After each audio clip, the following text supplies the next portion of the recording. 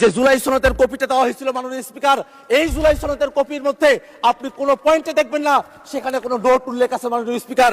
এই যে নোটের বিষয়বস্তুটি জুলাই সনদের মধ্যে অন্তর্ভুক্ত করা হয়েছে মাননীয় স্পিকার, এই বিষয় নিয়ে ঐক্যমত্য কমিশনে কোনো আলোচনা হয় নাই। ঐক্যমত্য কমিশন আমাদেরকে যে জুলাই সনদের খসড়া প্রণয়ন করেছিল সেই খসড়ার মধ্যে এটা ছিল না। কোনো একটা দল বা কোনো একজন ব্যক্তি এই সংসদ প্লাজার সামনে এসে নিজের মতো করে এই নোটটি সেখানে অন্তর্ভুক্ত করেছিল যাতে জাতির সঙ্গে প্রতারণা করা যায়। মাননীয় স্পিকার, আমরা এই বিষয়ে ঐক্যমত্য কমিশনের যারা দায়িত্বশীল আছেন এবং এখানে আপনারা যারা আছেন তাদেরকে তদন্ত করে এই নোটটি কারা অন্তর্ভুক্ত করেছিল সেই ব্যাপারে আমরা খোঁজ চাই মাননীয় স্পিকার। মাননীয় আক্তার হোসেন, রংপুর 4, আপনার সময় 8 মিনিট।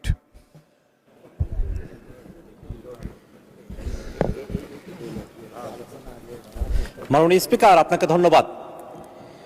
মাননীয় সরকার দলীয় সংসদ সদস্য যে প্রস্তাবটি আজকে এখানে উত্থাপন করেছেন সে প্রস্তাবের বিষয়ে আপনার আগে দৃষ্টি আকর্ষণ করছি। মাননীয় স্পিকার, আপনি সেদিন বলেছিলেন বিরোধী দলীয় নেতার যে প্রস্তাব সেই প্রস্তাবটার ব্যাপারে আপনি নিজেই বলেছিলেন যে যদি আইন প্রণয়ন সংক্রান্ত কোনো বিষয় হয় তাহলে সেটাকে প্রস্তাব আকারে এখানে উত্থাপন করা যায় না। সেদিন বিরোধী দলের ব্যাপারে আপনি যে কথাটি বলেছিলেন সে কথাটি কেন সরকার দলের ব্যাপারে বলেন নাই সেটি প্রশ্নে আপনাদের প্রশ্ন রয়েছে মাননীয় স্পিকার।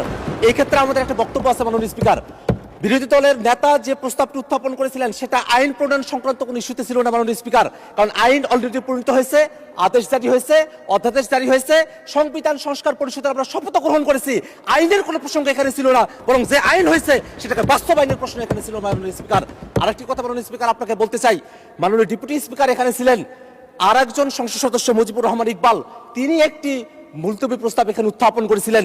সেই মুলতবি প্রস্তাবের ব্যাপারে সিদ্ধান্ত কি সেটা না জানিয়ে পরের প্রস্তাব এখানে দেওয়া হলো মাননীয় স্পিকার, সেই বিষয়টা আপনার কাছে আমরা জানতে চাই মাননীয় স্পিকার। আমরা একটা কথা খুবই স্পষ্ট করে বলতে চাই, মাননীয় সংসদ সদস্য যে প্রস্তাবটি এখানে উত্থাপন করেছেন সেখানে তিনি বলেছেন যে জুলাই সনদ রাজনৈতিক সমঝোতার দলিল, সেটা সংবিধান সংশোধন পরিবর্তন আইন প্রণয়ন এই বিষয়গুলোর কথা তিনি সেখানে বলেছেন এবং বলেছেন এটা বাস্তবায়নের পথরেখা কি হতে পারে সেই নিয়ে আজকের এই মুলতবি প্রস্তাব। মাননীয় স্পিকার, আপনার মাধ্যমে আমি তাদেরকে জানিয়ে দিতে চাই যে আজকে যে প্রস্তাবটি তিনি এখানে উত্থাপন করেছেন সেই প্রস্তাবটি উত্থাপন হওয়ার যোগ্য প্রস্তাবই নয় মাননীয় স্পিকার। আমাদের যারা সরকার দলীয় সংসদ সদস্যরা আছেন তারা যে স্মৃতি বিস্মৃত হয়ে গেছেন সে বিষয়টা আমাদেরকে কষ্ট দেয় মাননীয় স্পিকার।